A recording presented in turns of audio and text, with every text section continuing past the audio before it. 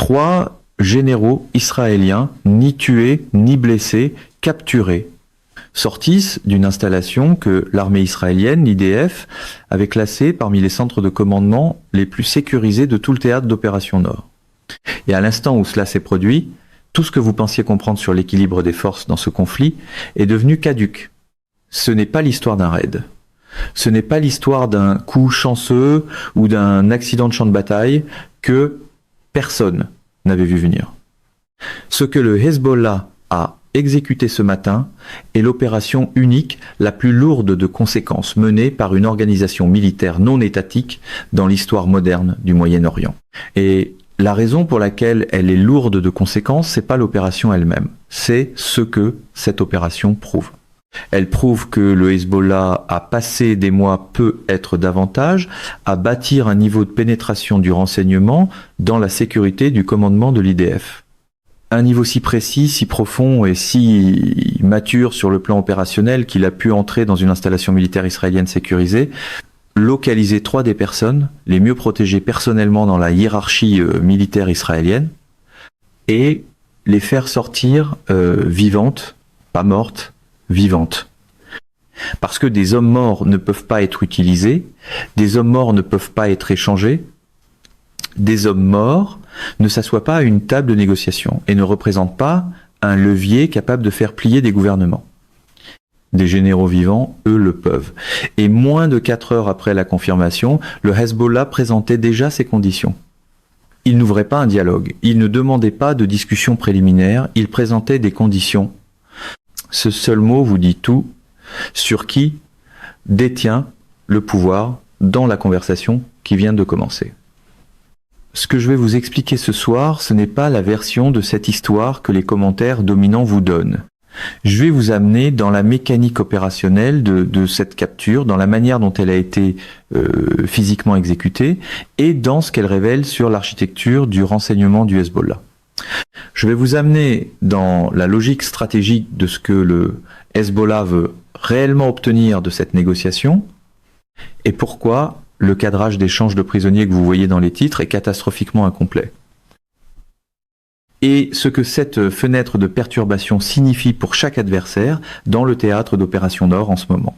Et je vais vous amener dans les répercussions régionales et les recalibrages en cours à Moscou, à Pékin, à Riyad, et dans chaque capitale où les analystes stratégiques mettent discrètement à jour leurs évaluations de ce qu'Israël et les États-Unis peuvent réellement faire dans cette partie du monde.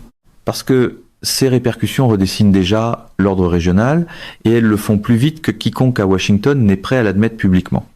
Commençons par la mécanique opérationnelle de la capture elle-même, parce qu'elle est à la fois la dimension la plus instructive et la plus sous-analysée de tout ce qui s'est produit aujourd'hui.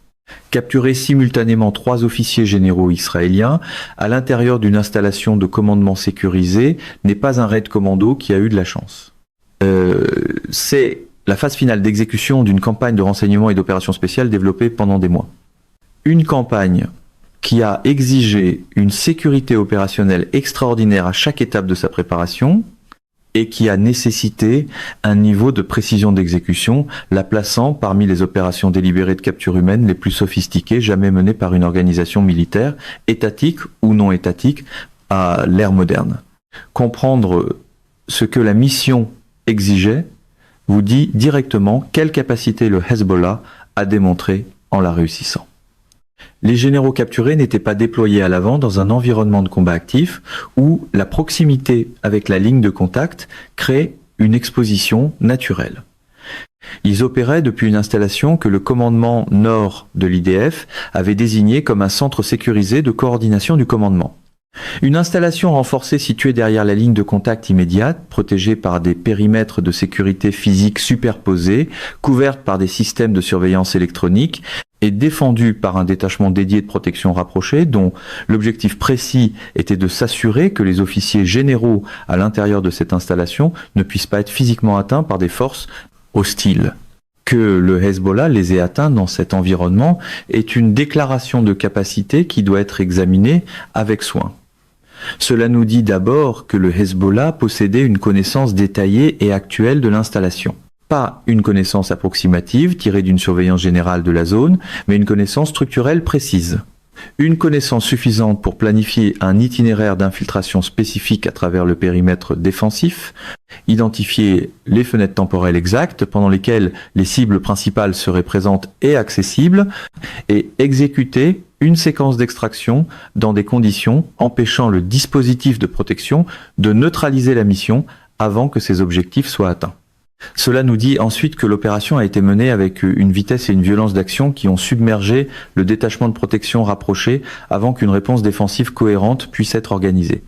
La force Radwan du Hezbollah, la composante d'élite des opérations spéciales de l'organisation, a été systématiquement sous-estimée par les analystes occidentaux pendant des années, parce que reconnaître ses véritables capacités obligerait à reconnaître des conclusions politiquement dérangeantes. La force Radwan n'est pas une milice avec des prétentions militaires. C'est une organisation professionnelle d'opérations spéciales qui a été entraînée, équipée et développée sur le plan opérationnel grâce à plus d'une décennie d'expérience de combat soutenue en Syrie et au Liban, produisant un niveau de compétence institutionnelle dans exactement les habiletés que cette mission exigeait, un niveau que les propres évaluations de l'IDF sur les capacités du Hezbollah n'ont pas pleinement reconnu. Et cela nous dit troisièmement, c'est l'élément que j'évalue comme le fait unique, le plus alarmant sur le plan opérationnel dans tout ce qui s'est produit aujourd'hui, que quelqu'un a fourni au Hezbollah le renseignement de ciblage précis qui a rendu cette mission exécutable. Quelqu'un a dit au planificateur opérationnel du Hezbollah, où ces 3 généraux seraient quand ils y seraient, comment l'architecture de sécurité physique autour de l'installation était organisée et quel serait le délai de réaction du dispositif de protection dans des conditions de contact violent soudain. Cette catégorie de renseignement ne vient pas de la collecte de signaux à distance. Elle ne vient pas de l'imagerie satellitaire ni de la surveillance par drone des extérieurs de l'installation. Elle vient du renseignement humain d'une source ou de sources opérant à l'intérieur du propre périmètre de sécurité opérationnelle de l'IDF, avec un accès direct ou indirect aux horaires du commandement, aux détails techniques de l'installation et aux informations organisationnelles sur la protection rapprochée. L'enquête de sécurité interne que l'IDF a maintenant ouverte sera l'enquête la plus lourde de conséquences de l'histoire de l'institution. Et les réponses qu'elle produira, si l'institution a le courage interne de les poursuivre honnêtement plutôt que de gérer le récit pour protéger les réputations existantes, seront plus dommageables pour la confiance institutionnelle à long terme que la capture elle-même. Maintenant, abordons ce que le Hezbollah veut réellement obtenir du processus qui vient de commencer. Parce que le cadrage d'échange de prisonniers qui domine la couverture initiale n'est pas exactement faux, mais il est catastrophiquement incomplet d'une manière qui masque la véritable portée stratégique de ce qui est négocié. Le Hezbollah n'a pas planifié et exécuté une campagne clandestine de renseignement et d'opérations spéciales de plusieurs mois, avec un risque organisationnel considérable, pour capturer 3 généraux israéliens afin de les échanger contre un nombre comparable de combattants du Hezbollah détenus dans des centres de détention israéliens. Cette transaction, aussi simple et bilatérale qu'elle puisse paraître en surface, représenterait une sous-évaluation presque criminelle du pouvoir de levier que représentent réellement 3 officiers généraux israéliens vivants. Ce que veut le Hezbollah, et ce que les communications de coulisses déjà ouvertes commencent à refléter, se joue simultanément sur 3 niveaux distincts. Le premier est la dimension des prisonniers sur laquelle la couverture publique se concentre entièrement. Oui, il y aura une composante de libération de prisonniers dans toute résolution. Le Hezbollah l'a conçu ainsi, mais les noms figurant sur la liste de demandes du Hezbollah ne sont pas ceux d'agents de bas niveau ou de commandants de terrain intermédiaires dont la libération serait douloureuse, mais politiquement gérable pour la politique intérieure israélienne. La liste comprend des individus dont la libération, dans chaque cycle précédent de négociation, Israël a catégoriquement refusé même de discuter. Des individus dont le maintien en prison a été défendu par des gouvernements israéliens successifs comme une position non négociable, quelle que soit la pression exercée. Le Hezbollah utilise 3 généraux pour forcer la réouverture de dossiers qu'Israël avait déclarés définitivement clos. Le deuxième niveau est la dimension opérationnelle et militaire. Le Hezbollah utilise le levier de la capture pour arracher des ajustements concrets au comportement opérationnel de l'IDF dans le théâtre d'opération Nord. Plus précisément, des demandes de modification du modèle des opérations de collecte de renseignements israéliennes dans le sud du Liban, qui ont systématiquement affaibli la propre sécurité du commandement du Hezbollah. Des contraintes sur les limites géographiques à l'intérieur desquelles les opérations terrestres de l'IDF seront menées. Des limitations sur certaines catégories précises d'activités aériennes israéliennes au-dessus du territoire libanais, qui permettaient de cibler la logistique et l'infrastructure de commandement du Hezbollah. Ce ne sont pas des gestes symboliques conçus pour permettre à la direction politique du Hezbollah de déclarer une victoire sur le plan intérieur. Ce sont des contraintes opérationnelles imposées à la liberté d'action de l'IDF dans le théâtre d'opération Nord, qui auront des conséquences directes, mesurables et stratégiquement significatives sur l'équilibre militaire au sol pendant toute la période où elles resteront en vigueur. Le troisième niveau est la dimension stratégique et politique. C'est ici que la capture de 3 généraux produit des conséquences qui dépassent largement le Liban, qui dépassent largement la négociation bilatérale immédiate et qui touchent l'architecture fondamentale des hypothèses sur lesquelles la sécurité régionale, soutenue par les États-Unis, repose depuis une génération. Le Hezbollah utilise ce moment pour établir un précédent. Ce précédent est simple dans sa formulation et profond dans ses implications. Les généraux israéliens peuvent être atteints. La sécurité du commandement israélien peut être pénétrée.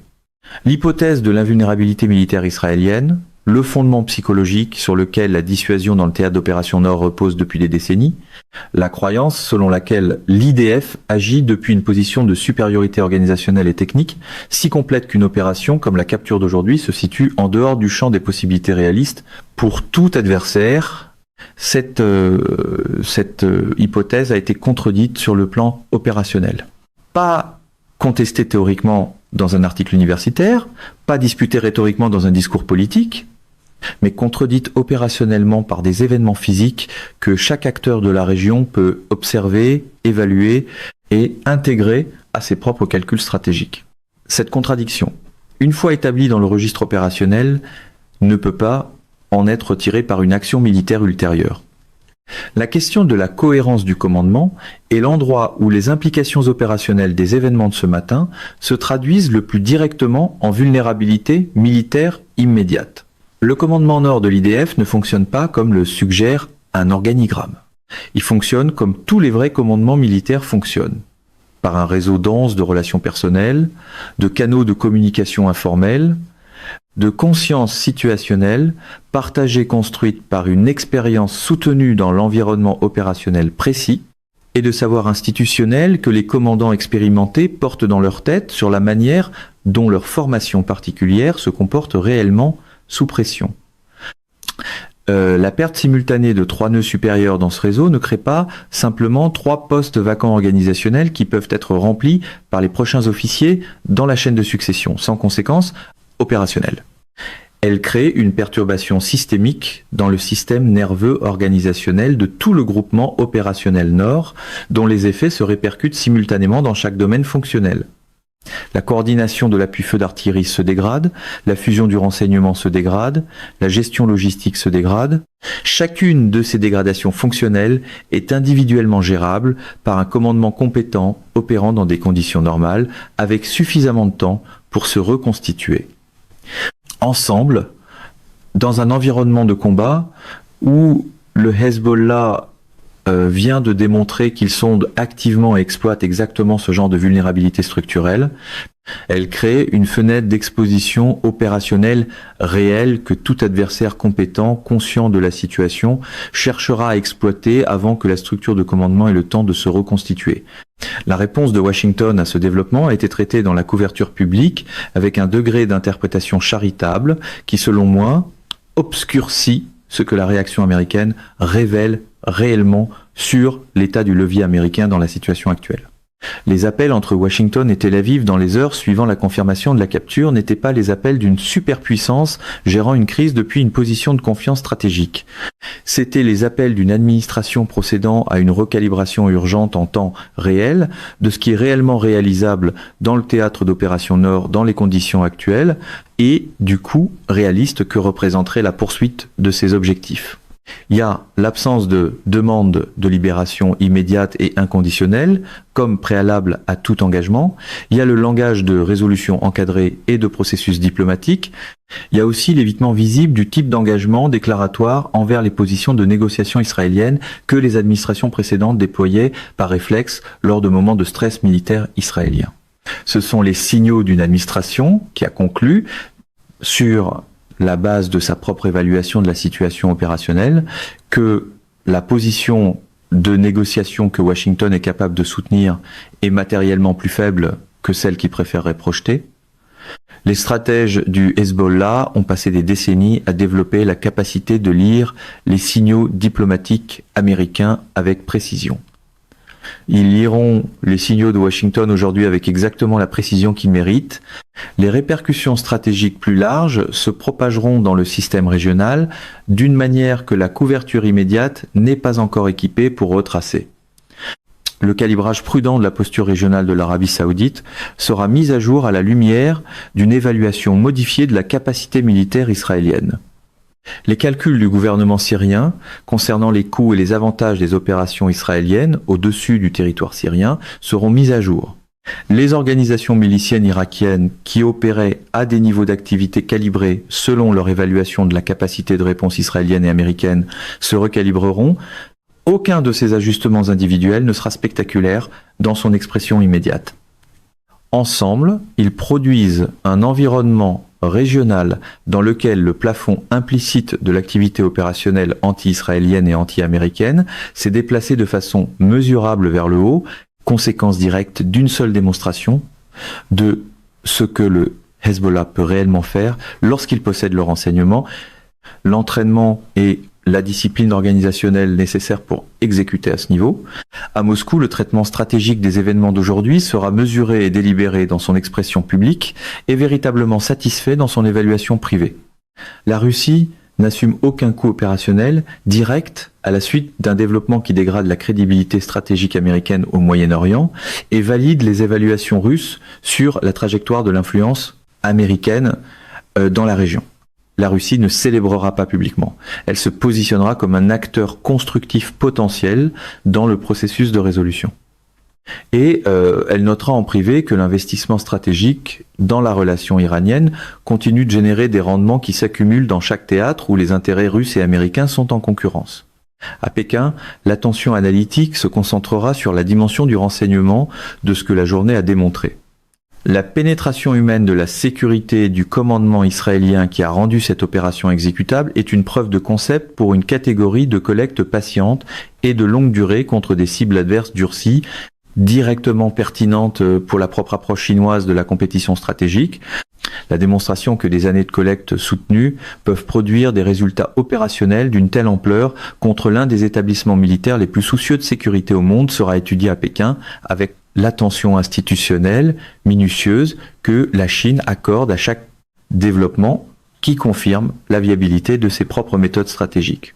Ce que représente aujourd'hui dans l'arc plus long de ce conflit ne peut pas être annulé par des relations publiques, par des déclarations soigneusement rédigées de porte-parole du gouvernement israélien ou par des opérations militaires ultérieures, conçues pour réaffirmer l'image de domination que les événements de ce matin ont matériellement compliquée. La capture de hauts commandants militaires par une force adverse n'est pas simplement un revers tactique ou un embarras opérationnel qui peut être géré par une communication efficace.